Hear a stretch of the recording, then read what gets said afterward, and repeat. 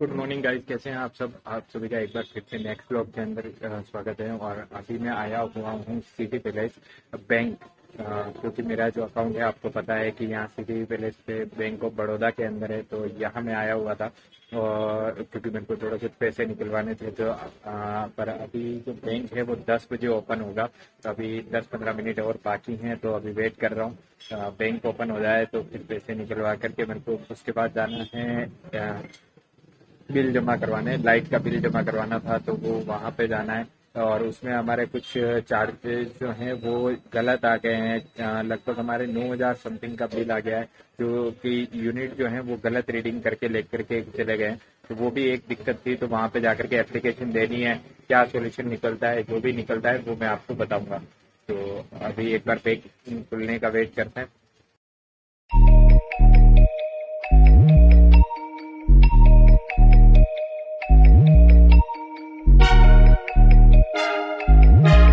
Yes, तो अब bank open हो गया था, तो अभी चलते हैं अंदर और पैसे निकलवा लेते हैं।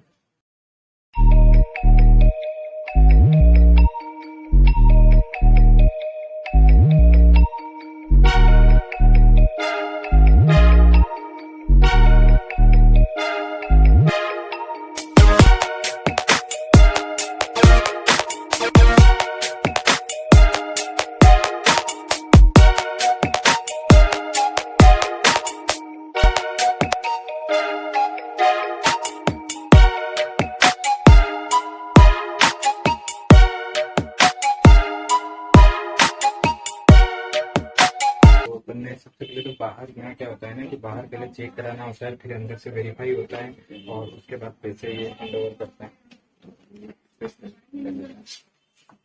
बस पैसे तो करने निकलवा लिए थे। और साथ में आज कोई यहाँ पे मिली टॉफी, ये देख सकते हो आप। क्या हुआ है कि आज जो है वो बैंक ऑफ बड़ौदा का स्थापना दिवस है। तो अब निकलते हैं घर के लिए। घर कहाँ, पहले तो हम जाएंगे लाइट बिल जमा करवाने, और वहाँ पे क्या रहता है कि लगभग हमारे 500 यूनिट्स जो हैं वो एक्स्ट्रा लिखे हुए हैं, जो मीटर में रीडिंग आ रही है उससे। तो एक्चुअली वजह से 3-4 हज़ार का बिल एक्स्ट्रा हो गया है। तो अब देखते हैं, 9,000 का बिल आया है इस बार। तो वहाँ जा करके ही सोल्यूशन क्या होता है पता लगाते हैं। तो अभी मैं पहुँच चुका हूँ इलेक्ट्रिसिटी ऑफिस, और अब जा रहा हूँ अंदर और बात करते हैं ऑफिस में कि क्या है इसका सोल्यूशन।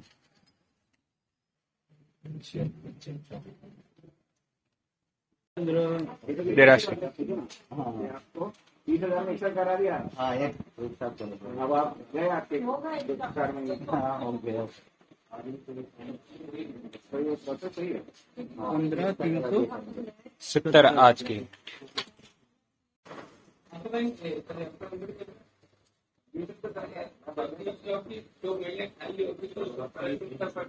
हो जाता है। 1000 से पहले भी चले गए। पुराना वाला बिल है मेरे पास, पुरानी रीडिंग तो सही है। अपना बिल जो है वो चेंज हो चुका है, उन्होंने करेक्शन कर दिया है, न्यू प्रिंट दे दिए और अब बिल जमा करवा देते हैं। तो सोल्यूशन काफी जल्दी हो गया। तो फाइनली अपना काम हो गया। अब मेरे को जाना है साइट पे। वहाँ पे बता रहे हैं कि वाइट सीमेंट का एक कट्टा चाहिए था, तो वो लेकर के जाना है वहाँ पे, क्योंकि मार्बल की वो स्टार्टिंग फिटिंग हो रही थी और उसमें वाइट सीमेंट में पहले लेके आया था, पर बारिश का सीजन होने की वजह से थोड़ी जम गई थी, तो कुछ वेस्ट से हो गई होगी।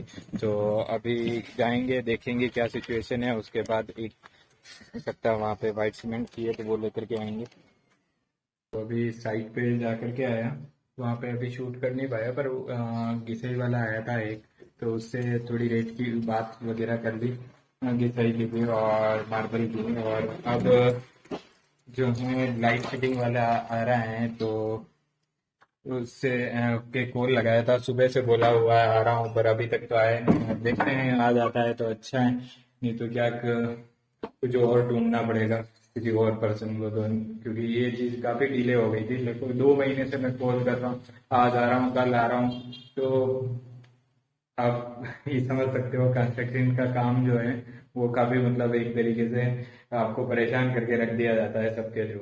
फाइनली कोचिंग ओपन करने का टाइम हो गया था, तो कोचिंग ओपन कर दिया है और अब थोड़ी देर में स्टूडेंट्स आ जाएंगे तो फिर पढ़ाने लग जाएंगे। तो यही सारा आज अभी एक बार सोच रहा हूँ कि एक बार साइट पे राउंड काट लिया जाए कि क्या काम हुआ है। सुबह गया था तब स्टार्टिंग लगा रहे थे, तो अभी लग गई है या कितनी लगी है वो सारा एक बार देख के आ जाऊंगा।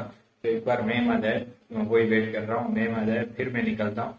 तो स्टूडेंट्स आएंगे लगभग 3:30 के आसपास, तब तक मैं जाकर के वापस आ जाऊंगा। तो अभी 3 बजे मैम आ जाते हैं, फिर एक बार साइट का राउंड लगा के आते हैं।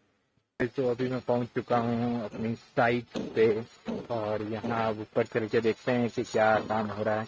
एक्चुअली क्या होता है ना कि जो अपन प्री प्लान करते हैं वैसा होता नहीं है। अब मैंने सोचा कि कोचिंग से जल्दी मैं यहाँ के लिए निकल जाऊंगा, तो मैम हो गए आज लेट, तो वही 3:20 तक आए। तो अभी मैं जस्ट 5 मिनट में देख करके वापस कोचिंग चला जाऊंगा, क्योंकि 3:30 मेरी क्लास स्टार्ट हो जाएगी।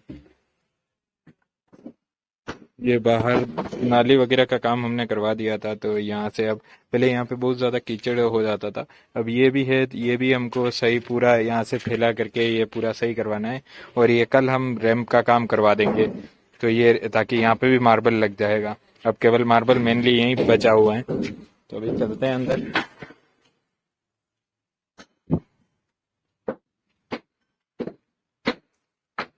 तो अंदर कुछ आवाज तो आ रही है।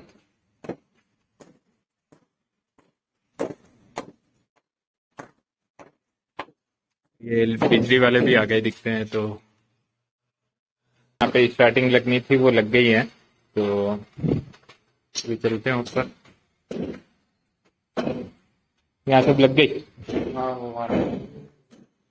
ये यहाँ तक ये सारा लग गए हैं, और अभी ये ऊपर वाली लगा रहे हैं। यहाँ कुछ पाइप वगैरह निकला क्या यहाँ पे?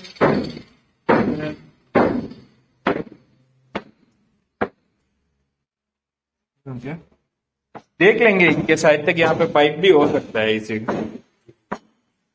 आज आ गए हैं लाइट वाले, नहीं तो क्या कि वो फिर उधर से मुड़ा के लेगा, तो अभी तो फिर भी हो जाएगा स्टार्टिंग, क्योंकि नीचे से वो पाइप लगे हुए हैं ना, नीचे की साइड से, तो वो यहीं कहीं निकल रहे होंगे, क्योंकि ऊपर की वायरिंग अभी बाकी है ऊपर। ये पहले आ जाते, पहले जरिए लगा देते, अब वापिस जरिए लगाएंगे, काम बढ़ेगा सब। तो अभी स्टार्टिंग में भी केवल जो सीढ़ियों के वहां पे ही लगे, अंदर तो काफी ज्यादा आवाज हो रही थी, अभी वहां तक लगनी चाहिए। तो उसके यहाँ ऊपर तो शायद ही लग पाएगा, टाइम हो जाएगा इनका लगभग, क्योंकि अभी ऊपर की सीढ़ियां तो सारी बची हुई थी, और नीचे आज ठीक है। किस्मत अच्छी थी, आज लाइट वाले आज गए हैं फाइनली। इतने दिनों से लगभग मैं 2 महीने से कॉल कर रहा था, और 2 महीनों से आज आ रहे कल आ रहे आज आ रहे कल आ रहे करके 2 महीने निकाल दिए पूरे। अब फाइनली मैंने तो आज होप ही छोड़ दी थी, मेरी सुबह बात हुई थी, उसके बाद कोई कॉल ही नहीं आया मेरे पास, तो मैंने तो होप छोड़ दी थी कि आएंगे। फिर अभी मैं जैसे ही अंदर एंटर हुआ और सरप्राइजिंगली सामने काम कर रहे थे उनका आदमी, तो मैंने सोचा कि ये एक अच्छा हुआ, तो ये कि लाइट वाले आ गए हैं, ताकि अब लाइट की वायरिंग तक का मैं काम कंप्लीट करवा दूंगा। उसके बाद पुट्टी का काम स्टार्ट हो जाएगा। पुट्टी होने के बाद फिर यहाँ पे स्विच बोर्ड्स वगैरह लग सकते हैं। तो ये इस तरीके से मतलब स्टेप बाय स्टेप काम हो तो ज्यादा बेटर है, क्योंकि पूरा वर्क प्रॉपरली चलता है। अब जैसे कि आज मैंने सुबह मॉर्निंग में घिसाई वाले से भी बात की, पर दिक्कत ये थी कि अभी जब तक पुट्टी ना हो, क्योंकि पुट्टी होगी तो उसके बाद वापस जो उसके चीटे वगैरह नीचे गिरेंगे, तो उस वजह से मैं ये सोच रहा हूँ कि पहले पुट्टी करवाऊँ उसके बाद घिसाई कराऊँ। तो उनको भी होल्ड पे रखा है, बात जरूर करके रख लिया पर उनको होल्ड पे रखा है। तो ये सारा कुछ सीन चल रहा है। ये सामने की तरफ बम्बूशा होटल में आपको पहले भी बता चुका हूँ, सामने की तरफ है, और ये सामने एक काम चल रहा है। हमारे पीछे की तरफ भी काम स्टार्ट हो गया है, पीछे आप देख सकते हो वहां पे सरिये लगे हुए हैं, तो ये पीछे की तरफ भी चल रहा है काम। एक्चुअली अपना काम भी जल्दी से निपट जाता, पर कॉन्ट्रैक्टर की वजह से काम जो था वो डिले हो गया। पर अब जब से काम मैं मेरे अंडर में रख करके डेली बेसिस पे करवा रहा हूँ, तो काम और उससे तो फास्ट फॉरवर्ड ही हो रहा है, और मेरे लिए भी कन्वीनियंट हो जाता है। जिस दिन मेरे को काम होता है उस दिन काम मैं बंद रख सकता हूँ, और जिस दिन मैं फ्री होता हूँ उस दिन काम करवा सकता हूँ, तो प्रॉपर अपनी देखरेख में काम करवा सकता हूँ। नहीं तो क्या होता था, कॉन्ट्रैक्टर के पास जब तक था, एक तो वो कारीगर मजदूर लगाता नहीं था, और उसकी वजह से काम मतलब इतना ज्यादा डिले हुआ। आप देख सकते हो, मैंने आपको ये मेरे पीछे की तरफ जो ये बना हुआ मकान है, ये हमसे बाद में स्टार्ट हुआ था। बन के आज वो रह रहे हैं इसमें।